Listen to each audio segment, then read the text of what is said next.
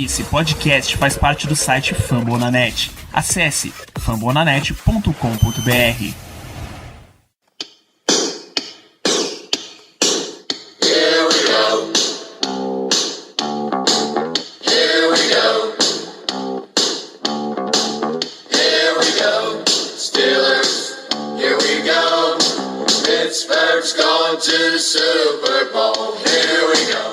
Muito bem, pessoal, estamos começando mais um episódio do Black Yellow Brasil Podcast, programa de número 135 desse podcast falando sobre o Pittsburgh Steelers para todo o Brasil, direto de fambonanet.com.br, do Spotify, iTunes, Deezer, ou até mesmo da sua camiseta da vingança. Eu sou Danilo Batista, seu host nesse programa, seu host mais uma semana, e a gente vai falar dessa vitória dos Steelers em um confronto de divisão, vitória contra o Cleveland Browns, na semana 13. É lógico que eu não vou fazer esse programa sozinho. Tem a presença do nosso glorioso chefe Ricardo Rezende. Muito boa noite, Ricardo. Boa noite, pessoal. Boa noite muito especial nessa semana.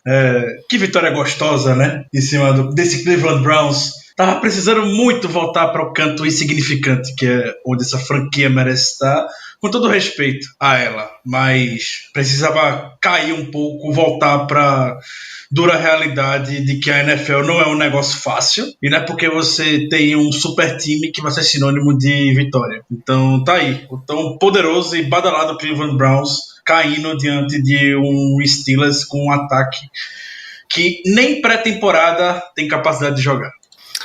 Isso, o Cleveland Browns pensou que podia fazer o Draco Malfoy, só tem um monte de dinheiro e compra um time, você ainda precisa de muito mais coisa, tal qual a Sonserina de Draco Malfoy nos filmes do Harry Potter. Quem entendeu, um grande abraço.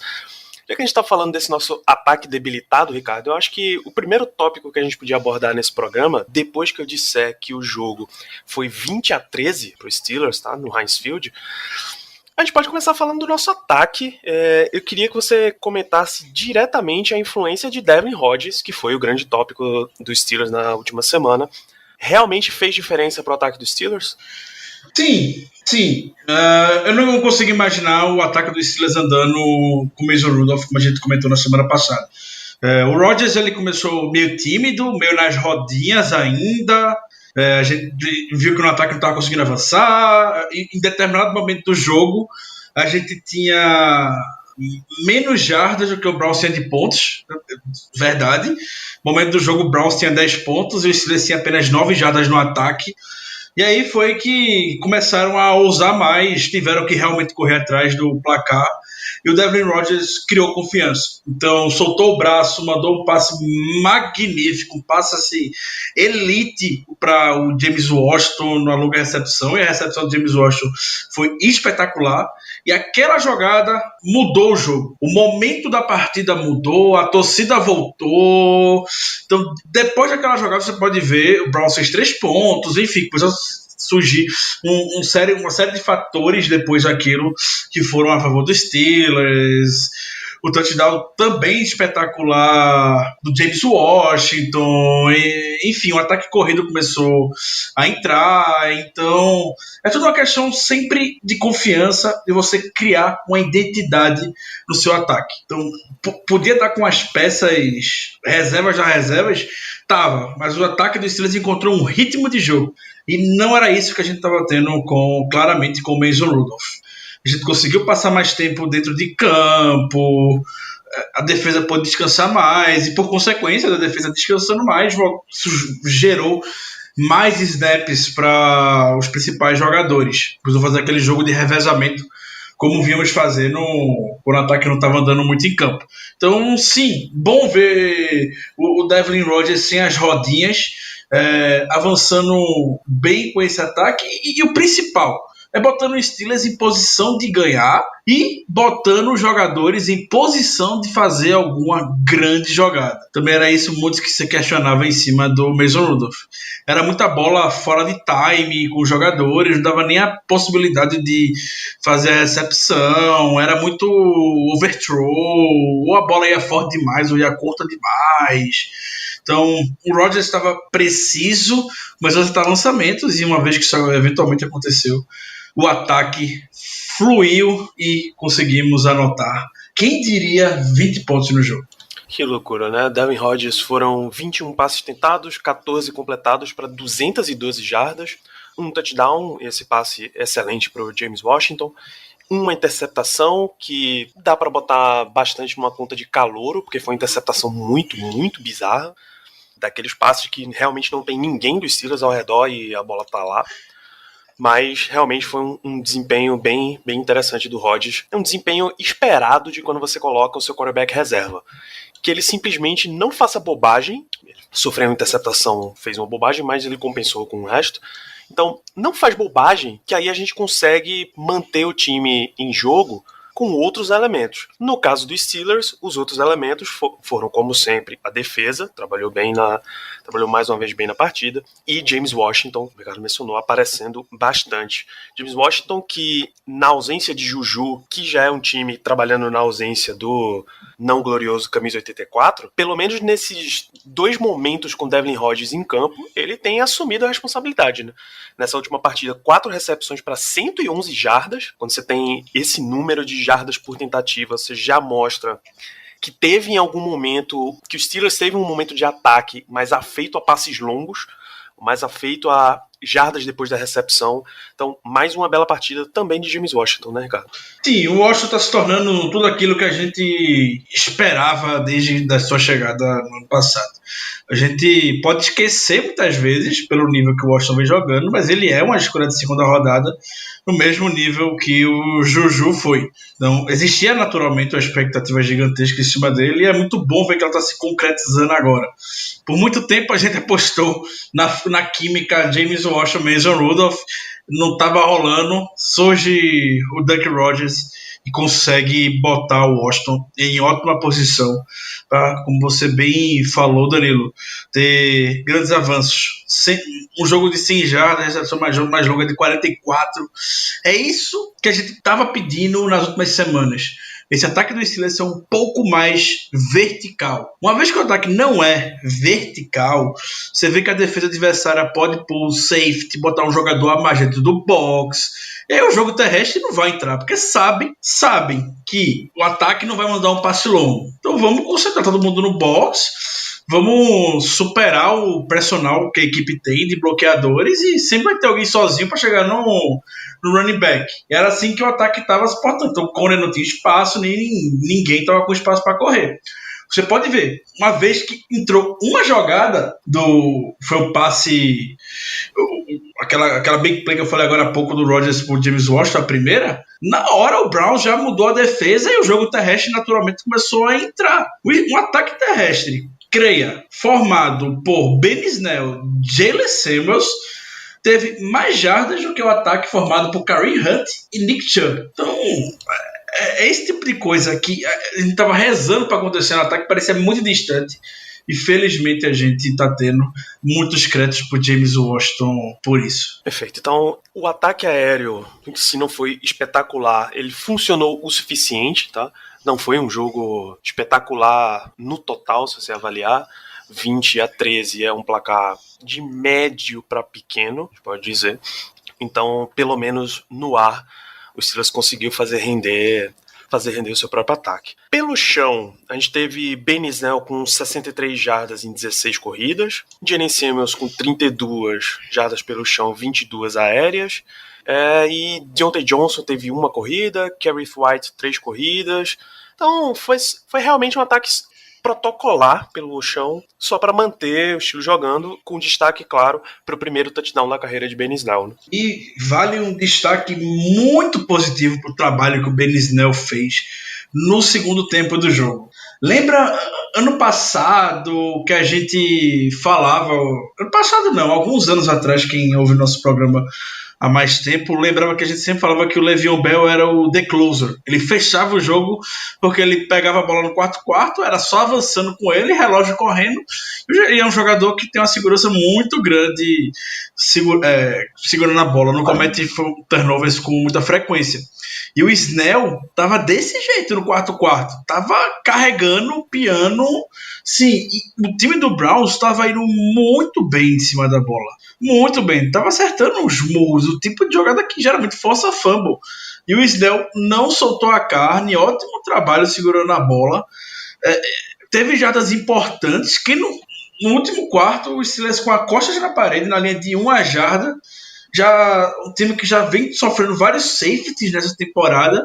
Tava todo mundo já esperando, com medo, prendendo a respiração, e o Snell, graças a um puta bloqueio do De Castro, encontrou o caminho, ganhou 10 jardas e o first down e tirou o Steelers do buraco. Então o Snell, uma surpresa muito, mas muito positiva, não tá gerando a menor saudade, com todo respeito ao Conner, que é um grande jogador, mas não tem como negar que no quarto, isso é o que eu comentei até no nosso QG, não duvido nada, um daqueles lances que o Browns teve, como chegou no Snell, forçasse o fumble no Conner, dado o histórico. Vale a preocupação. Então, muito, mas muito feliz com o desempenho do Snell nesse jogo. Eu preciso acrescentar 2 pontos nesse seu comentário, Ricardo. Primeiro, que jogadores de ataque, pelo menos, eles têm, jogadores da NFL, em geral, eles têm usado o mordedor, né? Para evitar morder língua, enfim, machucar os dentes e tal. O mordedor de Ben Snell tinha uma ventoinha na ponta, que enquanto ele respirava ficava rodando. Isso é coisa de gente completamente biruta da cabeça, e esse é The Ben Snell Football, ele fala de si mesmo na terceira pessoa, isso já prova que ele não é uma pessoa muito sã. E segundo, que os bloqueios do jogo pro jogo corrido não apenas vieram, De Castro, como sempre, dando um show, mas em um ponto do jogo deu pra ver Zach Banner fazendo pull, saindo da posição de bloqueador extra, bicho. Isso foi um negócio espetacular, porra. Você conta aí, amigo ouvinte, na linha são 5 jogadores. O 6º jogador tá ali do lado, ele saiu de uma ponta, saiu da ponta direita, e veio fazer um pull, salvo engano, entre o left tackle e o left guard. Gigante, porra. É o trabalho de desenvolvimento que felizmente estamos vendo acontecendo na OL. Lembra, a gente já comentou isso no Twitter em programas anteriores também nessa temporada, como as jogadas do Steelers parecem em câmera lenta, demora horrores para serem executadas. É tudo muito lento. E, de fato, em determinado momento do jogo, novamente, uma vez que o Steelers encontrou o ritmo no ataque, até a execução das jogadas melhoraram bastante. E com isso a gente conseguiu fluir muito mais. Então, sim, créditos ao grande Zach Banner, um dos novos ídolos da torcida, fazendo um trabalho magistral no pool. E finalmente os técnicos botando seus jogadores em posição de fazer algo também. É isso, excelente. A gente precisa, claro, dar destaque da defesa. O primeiro não é um dos jogadores que a gente vem citando toda semana, é Joe Hayden. Teve uma interceptação fundamental nessa partida, interceptação com retorno para 16 jardas, mais um passe desviado, que, claro, fizeram muita diferença para a vitória dos Steelers. Joe Hayden, inclusive, foi o jogador que recebeu a já tradicional ligação de... Rapaz, o cara da NFL Network, o Prime Time, do Deion Sanders. Isso, ele recebeu a ligação do Deion Sanders no pós-jogo da NFL Network. Ele fala alguma coisa, if you play the ball, you get the call, alguma frase, catchphrase desse tipo. E Joe Hayden foi o entrevistado, ou seja, um dos destaques da rodada pelos Steelers. É muito bom, né, ter uma defesa funcional. Então, o Joe Hayden... Que saudade. A gente fica até sem palavras para falar um pouco sobre isso. Eu sei que muita gente está achando que o Joe Hayden não está fazendo uma das suas melhores temporadas. De fato, teve problemas já contra o Bengals, por exemplo. Mas é um jogador que está liderando o time, por exemplo, em passes defendidos nessa temporada. Já são para mais de 10 passes que ele defendeu. Então, é de se tirar o chapéu. De fato, ter o Joe Hayden, ter o Steven Nelson, ter essa secundária, é óbvio que facilita muito a vida do TJ Watt, do Bud Dupree. Por consequência, a gente tá vendo eles conseguindo também mais sacks. Houve clara evolução, principalmente no Dupree, né, tirando mérito nenhum dele, mas quando você tem uma secundária que dá tempo também para os seus jogadores chegarem, é óbvio que toda a unidade vai estar funcional. E uma declaração do Joe Hayden que chamou muita atenção é que ele nunca esteve em um time que se comunica tão bem quanto os Steelers de hoje. E isso é algo que a gente sentia muita dor de cabeça, porque era sempre algo que o Tony botava nas entrevistas, sempre estava no discurso, e parecia que esse dia nunca chegaria na prática. E hoje, aparentemente, tá. A gente pode até ver, no último jogo contra o Bengals, em determinado momento da partida, o Joe Hayden estava marcando o running back e o Devin Bush estava em cima do wide receiver, era o Alden Tate, se não me engano. E o Devin Bush, na hora, se comunicou com o Joe Haden, eles trocaram de posição, ou seja, o Devin Bush para cima do Joe Mixon, marcar ele, e o Joe Haden para cima do Alden Tate. E foi uma jogada que o Joe Haden quase interceptava o passe. É esse tipo de coisa que a gente precisava ver. Talvez até ano passado, como é que o Joe Haden fosse experiente, e isso provavelmente não iria acontecer. A gente veria um mismatch de wide receiver em cima de linebacker que a gente já estava cansado de poder ver. Então, houve essa clara evolução novamente, o técnico botando seus jogadores em melhor posição para poder fazer jogadas. Enquanto a gente está gravando aqui, eu tô com o jogo condensado passando aqui na minha frente e acabou de sair 2 dos lances que a gente mencionou agora, que foram a corrida do Ben Snell para tirar o Steelers. O Steelers estava, na verdade, saindo da linha de meia jarda, porque teve um false start. E isso dá metade da distância para o gol se você está abaixo de 5 jardas. Teve essa jogada do Ben Snell, aí o Steelers devolve a posse para o Browns e a sequência é impressionante. Primeira para 10 o Browns, Minkah Fitzpatrick desvia um passe. Segunda para 10, Minkah tá lá apertado na marcação de novo, foi um passe incompleto, mas ele tava lá, só que tem uma falta de roughing the passer, de Bud Dupree. Volta para a primeira para 10, é o erro de passe do Baker Mayfield que cai no colo, não é nem no colo, pela posição o Joe Haden conseguiu fazer a leitura e ir em cima da bola e fazer a interceptação. Então realmente a defesa fez, como você mesmo disse, fechou o jogo. A defesa foi bem closer e tá de parabéns pela sua performance. Elevou bastante o nível da defesa dos Steelers. Tem outro destaque, Ricardo, que a gente precisa passar, que também passou, eu só lembrei, revendo o jogo aqui, que eu tenho certeza que você vai gostar de comentar. Voltando lá pro ataque, a volta do Wildcat. A volta de Jalen Samuels como quarterback dos Steelers. A gente avisou. Boa lembrança. A gente comentou na semana passada que diante do Aaron Rodgers, e seria muito interessante a gente ver a volta do Wildcat, ter esse elemento de surpresa. E felizmente a gente viu. Então parece que o Jalen Samuels ele corre melhor dessa forma do que se for correr entre os tackles. O Jalen Samuels gosta de sair como o quarterback, como você me falou no Wildcat. Então, eu não acho que deva ser algo que a gente deva tirar do playbook, porque é algo que está se mostrando bastante efetivo. Agora, com jogadores de velocidade, como é o caso do Garrett White, a gente pode apoiar uma variedade de jogadas muito maior. E óbvio, é só não inventar de fazer o Wildcat na linha de 10 jardas do próprio campo, com o Jalen Samuels mandando passe. Aí também, eles pararam o Wildcat basicamente quando aquela interceptação do jogo contra o Ravens. Então, se você usar em momentos decisivos, já no campo do adversário, em posição de estar garantindo uma melhor posição de field goal, ou algo tipo, ou conseguir o first down, meta o Wildcat. A gente tá vendo colher bons frutos no jogo. Novamente, isso confunde a defesa, é um elemento de surpresa, querendo ou não. A partir do momento que a gente tem um ataque que está bastante limitado em termos de skill position, você tem que inventar, você tem que andar de alguma maneira. Então não devem arrancar essa página do playbook para os próximos jogos. É isso, para você ver o restante da rodada deu uma demonstração séria de criatividade e como isso pode te ajudar.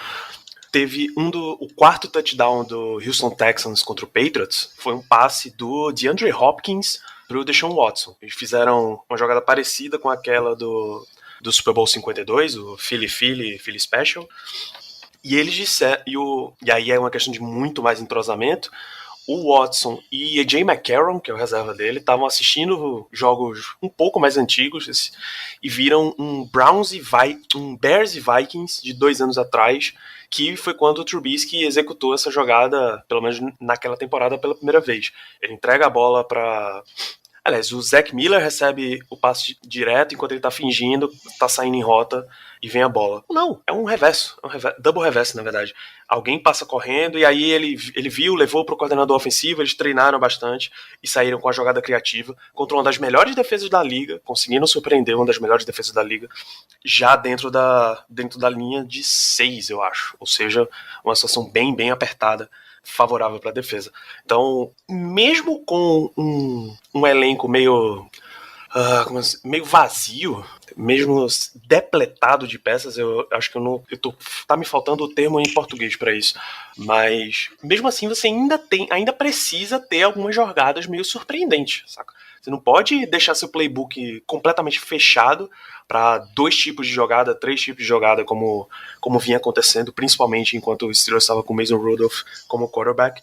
Você precisa manter um pouquinho de frescor nesse seu playbook, porque senão você dá todas as chances para a defesa adversária saber o que você vai fazer. E defesa na NFL, quando sabe o que vai vir, tá quase sempre fortemente preparada para resolver. Perfeito, Danilo. Só um comentário a respeito desse assunto. A gente puxa um pouco nessa década até o ataque do New England Patriots, sobretudo em playoffs. Muitas vezes o próprio Patriots, quando estava complicado o jogo, não conseguia andar, eles procuravam usar de artifícios como esse. E não lembra de jogos de playoffs contra o Ravens, principalmente da parte de New England, que estava com muita dificuldade de andar, e eles precisavam fazer alguma invenção, principalmente com o Julian Edelman, para poder ter um avanço e mudar o momento do jogo. Então, sei que é muita invenção, mas de fato não é algo que você deva esquecer. Você não pode arrancar isso do seu playbook porque deu errado ou foi mal executado uma vez. Então, realmente, espero que a gente veja sem invenção nos próximos jogos, seguindo com essa mesma tática. Usa a velocidade, como a gente usou de Deontay Johnson em determinado momento. Usa a velocidade do Garrett White também. E vamos embora. Isso mostra até uma imaturidade dessa parte da comissão técnica, de uma vez que deu errado e foi uma chamada numa situação muito, muito adversa, rasgar completamente, esquece isso aqui, a gente não precisa mais usar. É muito bom ver esse tipo de jogada de volta. Molecada, você tem mais destaques positivos dessa partida? Mais alguma atuação que você queira ressaltar desse jogo? Acho que até na semana passada a gente brincou falando que não valia a pena citar esses jogadores, mas é inevitável a gente não citar o trabalho que o TJ Watt, o Bud Dupree, Cam Hayward, o Hargrave vem fazendo nessa primeira linha do Steelers. É inacreditável a temporada do TJ Watt, que para mim já é o Defensive Player of the Year, com todo o meu clubismo. O TJ Watt é a segunda temporada dele com pelo menos 12 sacks e meio. Ele se junta a Kevin Green como o único na história dos Steelers a ter 2 temporadas de pelo menos 12 sacks e meio. O TJ Watt ele vem da sequência de 8 jogos com pelo menos meio sack. E o TJ Watt precisa de 4 sacks nos últimos 4 jogos para quebrar o recorde da história dos Steelers em sacks em uma única temporada. Então, se isso não é número de Defensive Player of the Year, eu não sei o que é. O James Harrison foi Defensive Player of the Year, quebrando o recorde de Steelers em sack com 16,5. E o TJ Watt está em posição de quebrar esse recorde.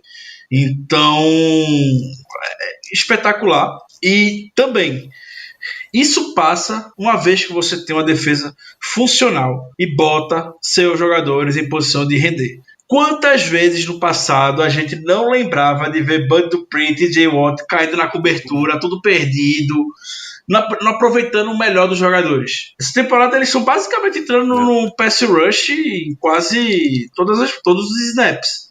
Então, é básico, é o simples, é o que a gente estava pedindo. E a gente sabe que nessa temporada basicamente o Defensive Coordinator é o Mike Tomlin. E por coincidência o Kent Butler voltou a ficar com os OLB Coaches, por mais que ele tenha no cargo ainda Defensive Coordinator. Ele é Defensive Coordinator e OLB Coach. E a gente tá vendo tanto o DJ Watt quanto o Bud Dupree em temporada magistral. A melhor dupla de pass rushes da NFL, diria, com a maior tranquilidade possível. Isso retorna o ponto que tanto falamos. Você ser técnico de posição não é demérito nenhum na NFL. Tem gente que vive de técnico de posição. Mike Munchak teve experiência de ser head coach, foi terrível, nunca mais quer voltar para ser head coach de canto nenhum. Ele quer ser offensive line coach, que é o que ele sabe fazer. O Kent Butler é do mesmo jeito. Com os outside linebackers, está fazendo assim. O arsenal de movimentos que o Bud Dupree está usando é algo que você não via. O Bud Dupree faz spin move, o Bud Dupree faz bend. Você nunca imaginava o Bud Dupree fazendo isso até a temporada passada. Era até difícil. Muita gente fala hoje, era para ter pago o Dupree, a gente perdeu a chance de pagar o Dupree. Não é que perdeu a chance, é que o Dupree não tinha mostrado ainda para uma posição prêmio para você pagar. entendeu? Então agora tá mostrando, merece um cheque branco com toda certeza, vai pagar muito caro por ele, mas o Steelers tem que se virar para manter o Dupree no time. A gente não pode arcar com a perca dessa, ainda mais sem ninguém para ficar no lugar dele para 2020. É isso. No ranking de sacks dessa temporada, o TJ Watt é o quarto, Shaquille Barrett, Tampa Bay, é o primeiro, 14,5, Cameron Jordan, de New Orleans, é o segundo, 13,5, Chandler Jones, de Arizona, é o terceiro com 13, TJ Watt tem 12,5, tá na quarta posição. Em termos de dupla, somando rápido, o Green Bay Packers tá na frente, Preston Smith tem 10,5 e Zadarius Smith tem 10, isso dá 22,5. Bud Dupree tem 8,5 com uns 12,5 de TJ Watt, isso dá 21. Então estão logo atrás, tá? O que mostra o quão prolífica está sendo essa dupla. E não só a comissão está sabendo colocar a equipe, colocar os jogadores em posição de resolver a partida, como eles estão dando um jeito de que os jogadores certos estejam na posição para resolver a partida. Tirando o caso Mark Barron, que ainda tá aparecendo muito na formação. Por exemplo, nesse jogo, o Mark Barron teve 78% dos snaps de defesa contra 36% de Vince Williams, mas TJ Watt estava em 94%, Bud Dupree estava em 97%, Anthony Chickillo aparece em 6% e Ola aparece em 3%. Esses são os outside linebackers. A diferença é enorme. A gente já viu o Chickillo pegar uns 20 e poucos % e ele tá em snap decisivo que basicamente perdeu o jogo. Foi o caso do jogo contra o Seattle. Ele estava cobrindo a corrida e acabou tomando um touchdown enorme. Então, você ter os seus melhores jogadores em condição de resolver é excelente. Melhor ainda seria se você tivesse um outro jogador de altíssimo nível para fazer uma rotação mais forte. Mas já uma vez que esse não é o caso dos Steelers, que bom que ele está conseguindo manter Dupree e TJ Watt tanto tempo em campo e correspondendo, né? Perfeito. Você tocou no ponto crucial. Ter esses jogadores no momento em que importa. Não existe, de fato, você botar Chickillo e Ola como dupla de outside linebacker no final do jogo. Você lembrou bem do Chickillo contra o Ravens. Eu sei que o Ola não teve culpa na falta em cima do Lamar Jackson contra o Ravens, mas é só para mostrar que o Ola estava no final do jogo, em momento decisivo da partida, em campo. É sobre isso que a gente tá falando aqui, basicamente. Então, sim, finalmente, Danilo, é muito bom a gente poder estar vendo isso no Steelers, que só falta de fato parar com o projeto McBarron, que não tá dando certo, e deixar o Vince Williams e o Devin Bush fixos, como tá sendo o TJ Watt e o Bud Dupree, com mais de 90% de snaps no jogo. Não tem razão alguma para o McBarron entrar em campo. O McBarron não acrescenta absolutamente nada. Pelo contrário, é um dos jogadores mais chinelinhos que eu já vi nesse passado recente do Steelers. O cara anda em campo, você olha, você vê que sempre a primeira leitura do quarterback é em cima do McBarron, para ver se o jogador está em posição de fazer alguma coisa. Então é para acabar para ontem esse projeto e se tornar um backup de luxo e 2020 mudar para estar. Muito bem. Sobrou algum destaque negativo que você queira citar, Ricardo? Tenho. Ou o desempenho da equipe é tão bom? Então, por favor. Tenho um destaque negativo. Vai pro Deontay Johnson. Eu fiquei extremamente nervoso com o Deontay Johnson no final do jogo, quando ele não mostrou ter muito conhecimento do esporte em si. Saindo do campo no final do jogo, o Steelers perdeu 40 segundos ali naquela brincadeira. Um first down que o Steelers consegue, que é só ele cair em campo, tá com medo do contato, sofrer um fumble, cai, se joga com a bola, cai com os dois braços, se senta, faz alguma coisa, enfim, só não pode sair do campo, e ele saiu. Então, na hora, muita gente comemorou, foi o first down, obviamente, mas eu fiquei bem nervoso, porque não existe, de fato, isso pra mim.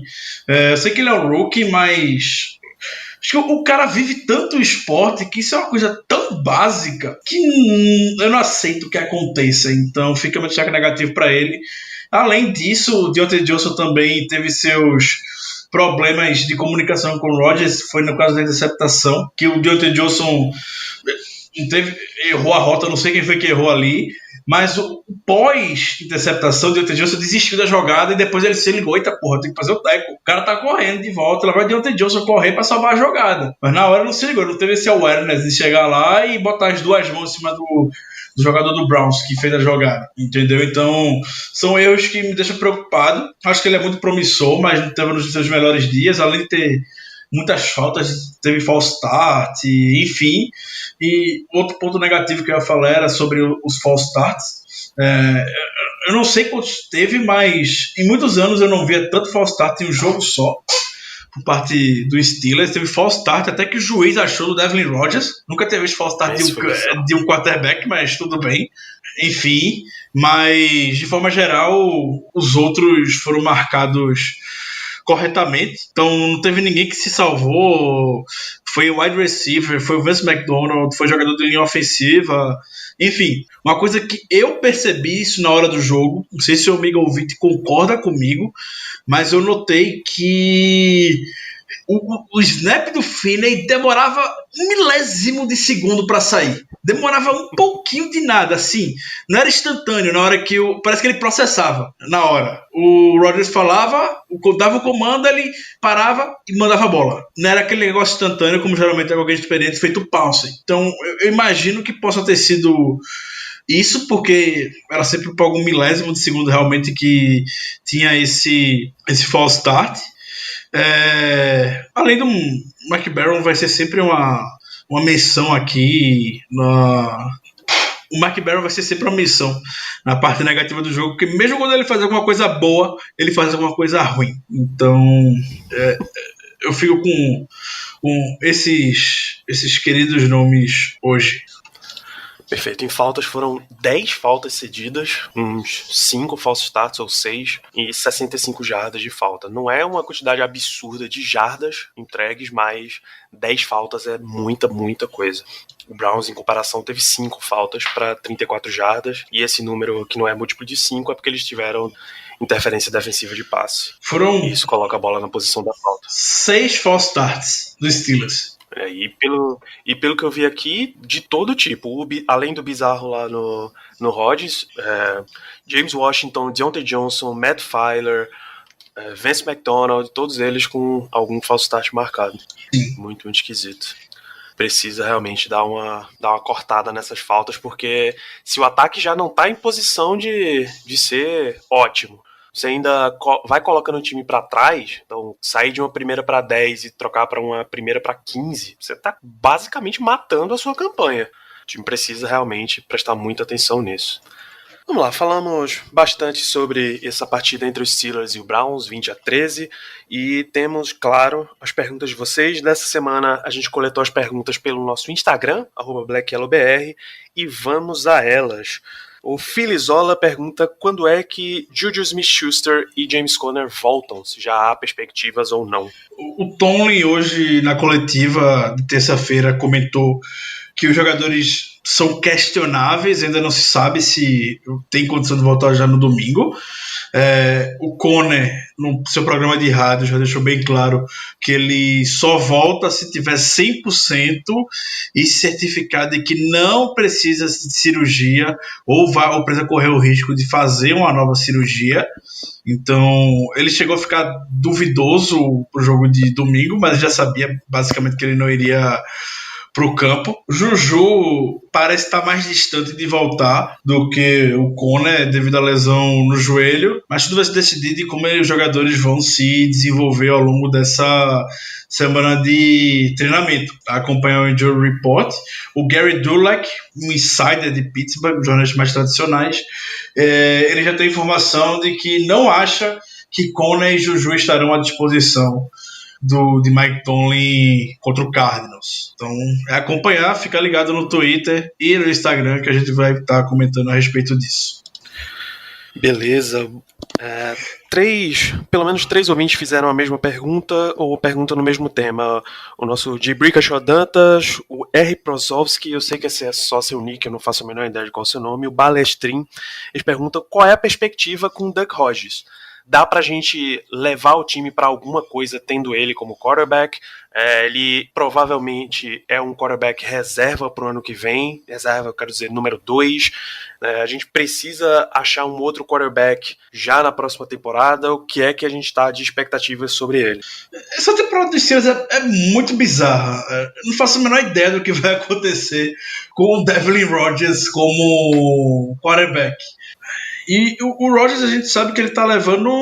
Não, o Rodgers está jogando no limite nessa temporada. Então, apesar de a gente ter conseguido andar razoavelmente bem com o Rodgers contra o Browns, a gente anotou somente 20 pontos. A defesa teve que segurar o Browns para 13. Contra o Rams, a gente teve que segurar o Los Angeles para 12 pontos, porque anotamos apenas 17. Contra o Bengals, teve que segurar eles para 10 pontos, porque anotamos apenas 16. Então, é muito difícil a gente ter uma perspectiva de fato com o Duck Rodgers. É uma temporada muito esquisita em Pittsburgh, entendeu? A gente não sabe quanto é que, se esse efeito Cinderela dele vai passar. Enfim, é tudo questão de momento na NFL. Hoje, o Rodgers ele entrou muito bem contra o Browns, conseguiu estabelecer o ritmo de jogo. E a gente torce que isso se mantenha nas próximas semanas. Com relação a 2020, o que eu afirmo hoje é que vai ser o Deus nos acuda. O corpo de quarterback. Vai montar o Big Ben, mas quem está atrás do Big Ben... O Rodgers, talvez... Enfim, vai ter sua posição, vai ter sua chance de ganhar, de competir, mas a gente já comentou em programas passados. Eu, sinceramente, iria atrás de um quarterback veterano no mercado. Eu iria, para ser backup do Big Ben em 2020. Perfeito. O Balestrin também faz mais uma pergunta muito interessante. Você que esteve em Pittsburgh recentemente, qual é a sensação na cidade com relação ao time? Que é um time que vai continuar brigando até o fim, que é um time que pode tirar o cavalinho da chuva, não vai rolar, ou que realmente dá para fazer grandes coisas com esse time? O que é que você sentiu dos torcedores estando por lá? Eu acho que eu tava no jogo contra o Rams, acho que foi o jogo da transição de momento dos Steelers na temporada oficialmente. Quando eu cheguei, a perspectiva assim, uma temporada que tá caminhando, a gente tá sem Big Ben, um monte de jogador machucado, o mesmo ritmo que a gente tava aqui, basicamente. Aí também não vai deixar de assistir, não vai deixar de apoiar, não vai deixar de torcer pelo Steelers. E no final do jogo contra o Rams, a torcida tava assim, ensandecida. O dia seguinte na cidade, a torcida tava insana, pirada. A torcida tá confiante. Naturalmente, porque a defesa tá levando, tá carregando o time nas costas. Então, o clima de confiança, eu também tô confiante, mas tô confiante naquele sentido de que acho que a gente já fez muito nessa temporada. Óbvio que a gente quer ver muito mais, mas eu tô bem satisfeito com o que o Steelers já alcançou esse ano, e tenho certeza que Pittsburgh também, e a gente vai estar apoiando como nunca esse time pelo momento que está passando hoje. Aproveita essa onda. É agora, uma derrota quebra a maré totalmente. É verdade. Hoje o Steelers está com a seed 6 da AFC. Ele basicamente controla, se ele ganhar tudo daqui para o final, está garantido em termos de playoffs, mas a gente sabe que é um caminho bem complicado. Restam para os Steelers um jogo em Arizona contra o Cardinals, essa semana 14. Recebe o Buffalo Bills, visita o New York Jets e visita o Baltimore Ravens. Ou seja, os 4 jogos restantes só resta um em casa e é um Sunday Night Football contra o Bills. Hoje o Steelers está 7-5, tem como grandes concorrentes o Tennessee Titans 7-5, o Indianapolis Colts 6-6, o Oakland Raiders 6-6. E até, quer dizer, não tem uma grande disputa com o Buffalo Bills não, apesar do confronto direto, mas enfim. O Mário Anderson pergunta quem desses times a gente visualiza com o maior potencial de roubar a vaga dos Steelers nos playoffs. Vou usar o mesmo argumento que eu venho usando com o Steelers nessa questão de momento, é o Titans. O Titans também está muito embalado depois que o Ryan Tannehill assumiu, Derrick Henry encaixou o jogo terrestre. A partir do momento em que o ataque cria essa identidade, realmente fica complicado. E o Titans está conseguindo vencer jogos apertados, bloqueou o field goal contra o Colts e retornou para touchdown para tirar o empate do marcador. Então o Titans, eu diria que hoje é a grande pedra no sapato para os Steelers ir para os playoffs. O lado positivo é que o calendário do Titans é dificílimo e muito provavelmente ele vai acabar se matando, assim, ou ele morre ou ele vai matar outros concorrentes dos Steelers. Então ele tem um jogo contra a Raiders, que é o jogo de vida ou morte pro Raiders no domingo, depois pega Texas, Saints e Texas de novo. Então ele pode muito bem roubar a vaga do Texas na liderança da AFC South também, se vencer os 2 jogos, enfim. Acho que hoje o que a gente tem que se prender é que o Steelers depende somente e única e exclusivamente dele para ir para os playoffs. O Steelers tem que fazer o papel dele e convenhamos, Cardinals é um jogo vencível, Bills em casa, vai ser jogo difícil, mas dá para vencer. Não é impossível. Jets também, o Jets é extremamente mal treinado, time muito complicado de se prever, mas é muito nivelado por baixo pelo que vem fazendo na temporada até então. Outro jogo que dá para vencer. E o Ravens, torcer para que o Ravens da última rodada já chegue classificado com seed 1 ou seed 2, seja lá o que for, não lutando por mais nada, e poupar seus jogadores. Que aí a gente pode ter uma chance legítima de vencer Baltimore. O Ravens poupar Lamar Jackson, e com o RG3, poupar o Mark Ingram. Enfim, então a gente tem que focar nisso. Os Steelers têm um caminho mais tranquilo que o Titans, então vamos fazer a nossa parte, que eu diria que a gente dá 2 vitórias de ir para os playoffs. Eu acho que com 9-7 a gente vai. Olha só, interessante. De fato, desses concorrentes que a gente mencionou, quem tem o calendário mais interessante é o Steelers mesmo. Estou aqui com o do Raiders. O Raiders recebe o Titans, recebe o Jaguars, visita o Chargers, é jogo de divisão, e visita Denver, que também é jogo de divisão. Não é lá o mais difícil do mundo, mas também não é nada simples. E o Colts, que foi o último que eu mencionei, esse tá lascado. Visita Tampa Bay, visita New Orleans, recebe Carolina e visita Jacksonville para terminar a temporada. Então é contar realmente que o Steelers faça valer o seu calendário. 2 ouvintes fizeram o que a gente vai ter aqui como a última pergunta desse programa. Vanzin Vasco e a Mirna te perguntam o que o Steelers precisa fazer para voltar para o Super Bowl, e a resposta: ganhar 3 jogos nos playoffs não vale. O Steelers ele tá com o DNA hoje de time que entra pra cima na pós-temporada, que é ter uma defesa elite que tá roubando bolas e fechando jogos. Em janeiro é coisa de doido na NFL. A gente já viu muita coisa acontecendo. A gente já viu o próprio Steelers quase vencendo o Broncos, que foi campeão do Super Bowl, jogando com o Jordan Todd, Fitzgerald Toussaint como running back. Se não é o fumble do Toussaint, o Steelers provavelmente tinha vencido aquela partida. Então, acho que para essa temporada realmente é distante, mas eu diria que pelos movimentos que o Steelers fez em 2019, e leia isso falando, trazer o Micah Fitzpatrick e subir com o Devin Bush, diria que o Steelers encurtou uns 5 anos a distância que estava para o Super Bowl quando terminou a temporada 2018. Então a perspectiva é boa. Para mim, 2020 o Steelers é um legítimo contender com a volta do Big Ben e se manter toda a defesa. Acho que o caminho vai passar por isso. 2019 seria uma insanidade se o Steelers for pro Super Bowl ou fazer uma caminhada de playoffs, vencer um jogo de playoffs. Seria coisa de doido, seria coisa para ter uma estátua bem grande de Mike Tomlin no meio da cidade. Concordo plenamente com você, concordo tanto que eu estava no mudo falando para não atrapalhar a sua linha de pensamento. Hoje a gente tem times na AFC que são mais competentes do que os Steelers, se você olhar os 2 lados da bola. Em termos de defesa, a gente está páreo a páreo com o topo da liga inteira. Mas em termos de ataque, a gente está muito, muito longe. A gente está longe de ataques como o do Houston Texans, o do Baltimore Ravens, o do Kansas City Chiefs, que são 3 times que devem pintar com tranquilidade nos playoffs. Tá? Então, tem um longo caminho para andar. Eu também ficaria surpreso se o Steelers fizesse mais do que vencer um...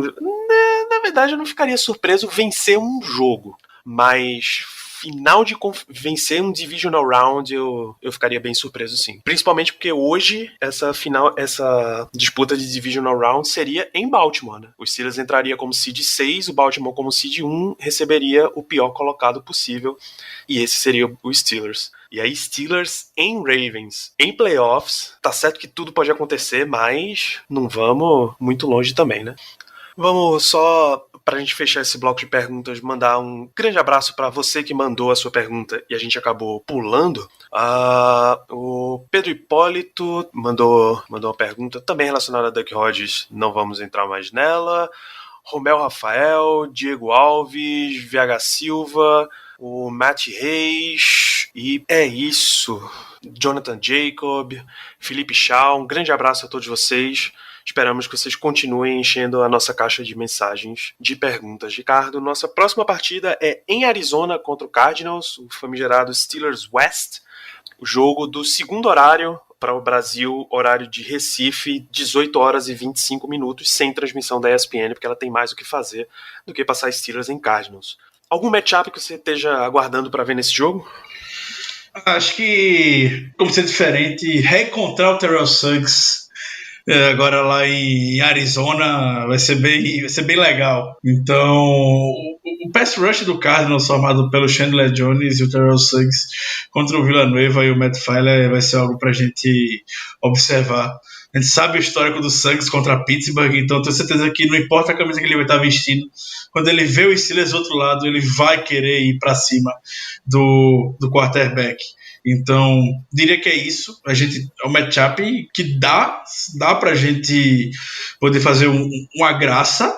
E também outro matchup que eu quero que a gente explore é contra a defesa, contra o jogo aéreo do Arizona. Então, apesar de ter lá o Patrick Peterson e tudo mais, a defesa, o Cardinals tinha a pior defesa contra o passe na NFL. É a única que está cedendo uma média de 300 jardas por jogo. Está cedendo 307. Nossa. Então, é a que mais cedeu touchdowns aéreos, já foram 31. É a que o quarterback joga melhor, que tem um rating de 103.5. É a que dá mais deixa completar passe em termos de percentual, está com 71.3. Então, enfim, é isso, o Cardinals com essa média. Em compensação, o Steelers é um dos únicos 2 times na NFL que não lançou para mais de 300 jardas em um jogo. Então vai ser a Matrix, quando dá Matrix. É só o Steelers e o Raiders que não passaram para 300 jardas nessa temporada ainda. Então é uma defesa que cede todo jogo mais 300 jardas e contra um ataque que não conseguiu 300 jardas 300 jardas aéreas na temporada. Então chama atenção para esses 2 pontos. Talvez a gente consiga consagrar os nossos wide receivers. Tomara. O que eu espero ver, na verdade, são 2 outros pontos. O outro pass rusher de Arizona, Chandler Jones, é o principal jogador, é o melhor jogador dessa defesa inteira. É um jogador que consistentemente consegue pressões ao quarterback, precisa ficar de olho nele. E tem um momento histórico que com certeza absoluta você vai ver em transmissão, que é Big Ben, se ele viajar. Big Ben deve viajar com a equipe para Arizona, né? Então, ele cumprimentando Larry Fitzgerald. Salvo engano, são os 2 sobreviventes do Super Bowl 43, né? Eles e Mike Tomlin. Sim, bom ponto. Tinha até gosto para trazer o Greg Warren e o James Harrison, que sobreviveram do lado do Steelers. E hoje, realmente, só o Big Ben tá remanescendo daquele lendário Super Bowl. E o Larry Fitzgerald contra Pittsburgh vai ser sempre uma boa lembrança para ele. Não é que o jogo seja no Heinz Field, mas o Larry Fitzgerald jogou na Universidade de Pittsburgh, é um dos maiores jogadores que já passaram pela cidade de Pittsburgh e é um dos maiores jogadores da NFL. Então é sempre divertido, legal você enfrentar Larry Fitzgerald. Só espero que ele seja um pouco minimizado no domingo pela nossa boa secundária. É isso, e ficar de olho como é que a nossa equipe vai cobrir as movimentações malucas de Kyler Murray lá dentro e fora do pocket. Muito bem, Steelers em Cardinals é 6h25 da noite. Voltaremos na semana que vem. Ricardo, suas considerações finais desse programa. Queria dar um recado que eu já venho dando nos últimos programas que eu participei. que simplesmente aproveitem essa temporada. Ela tá muito legal, tá muito divertida, de verdade. Tá muito legal essa temporada pro Steelers. É cada vitória que a gente comemora com mais, acho que com muito mais prazer do que as vitórias que a gente tinha na temporada passada. Eu tava refletindo ontem as boas vitórias que a gente teve na temporada passada, e eu lembro a vitória contra o Jaguars, que foi muito boa, a vitória contra o Patriots, que foi muito boa, e só parecia ser vitória padrão. E esse ano a gente teve vitória contra o Rams, muito boa. A gente teve essa vitória contra o Browns. Eu diria até a vitória contra o Colts também foi muito legal. Então, assim, a temporada tá bem, bem divertida de ver a defesa em campo. E também reconhecer e dar muito, muito, muito mérito, e que eu fico muito, muito, muito feliz, que vocês sabem que tanto eu quanto o Danilo, a gente nunca escondeu isso, como a gente é apaixonado por Mike Tomlin, a gente é muito fã do Tomlin, e parece que finalmente a gente está vendo o valor devido que ele está tendo pela liga, a repercussão do ótimo trabalho que ele está fazendo. Isso é algo que nunca se pode deixar passar em branco. Vencer na NFL um jogo é muito difícil, não é simples. Então, não importa se é contra adversário de recorde negativo, recorde positivo, enfim, não quero diminuir o feito que o Steelers está tendo nessa temporada por conta do nível de adversário. Vencer com as peças que a gente tem no ataque hoje é difícil, o Steelers está conseguindo, e isso passa diretamente pelo amor do Mike Tomlin. Então, no final, depois do jogo, a repórter da ESPN disse que um jogador do Steelers comentou que no intervalo o Mike Tomlin juntou a defesa, pegou um quadro e começou a desenhar mesmo, e falando, é assim que a gente vai parar o Browns no segundo tempo. Dito e feito, o Browns não fez mais nada no segundo tempo, o ataque do Browns não andou mais, e esse jogador ainda comentou, Mike Tomlin salvou o jogo. Então a gente vê até depois da partida vários jogadores de defesa principalmente comentando, Steven Nelson falando que, basicamente dizendo, eu só tive técnico que distribui chapéu, distribui colete. Mike Tomlin é o melhor técnico que eu já tive na minha vida. Vince Williams, do mesmo jeito, falando que o Mike Tomlin é o melhor técnico que ele já teve. Olha, Vince Williams veio de uma Florida State onde Jimbo Fisher é Deus. Era Deus na época dele, basicamente. Então, dê todo o valor ao técnico que a gente tem, porque é difícil encontrar um bom técnico na NFL. E não é em vão que o Steelers está tendo essa regularidade nas últimas 10, 12 temporadas. Não é uma coincidência, a gente tem algo em comum. Isso que é a presença do Mike Tomlin. Então, valorize, aproveite enquanto a gente tem ele no comando do time. Ele é sim um dos melhores técnicos da NFL. Grande abraço. Perfeito. Saiu a informação essa semana de que em toda a história dos Steelers, a única vez que um treinador foi escolhido o treinador do ano foi o Bill Cowher. Chuck Noll foi tetracampeão do Super Bowl e nunca recebeu o título de técnico do ano. Impressionante, né? E Mike Tomlin, se não é o principal candidato, é um dos nomes fortes na briga para esse ano de treinador do ano. Para a gente encerrar o programa, recados tradicionais, mas tem um recado forte aqui que a gente precisa passar. Essa é a última semana para você participar lá no nosso Instagram para o sorteio da Terrible Towel, tá? Vai lá no instagram.com/blackyellowbr, porque na semana que vem já vai ter rolado o sorteio, quando esse programa estiver sendo gravado. Então, por favor, não perca e acompanhe lá as nossas redes sociais, acompanhe as atualizações, tanto para participar do sorteio, para saber o andamento do Injury Report dos Steelers, para saber se Juju e James Conner voltam já para esse domingo. Twitter, Instagram, /BlackYellowBR. Segue a gente lá no Spotify e no iTunes, se você é ouvinte, deixa suas 5 estrelas, ajuda a gente a chegar para mais e mais ouvintes, inclusive comentando com seus amigos que existe esse programa, indicando o Black Yellow Brasil para amigos, porque isso ajuda a gente a chegar para mais pessoas, tudo bem? Voltamos para falar desse Steelers e Cardinals, que de novo é domingo, 6h25, não tem transmissão da ESPN, só pelo Game Pass, você vai poder assistir. A gente volta para falar desse jogo na próxima semana, um grande abraço. Yeah.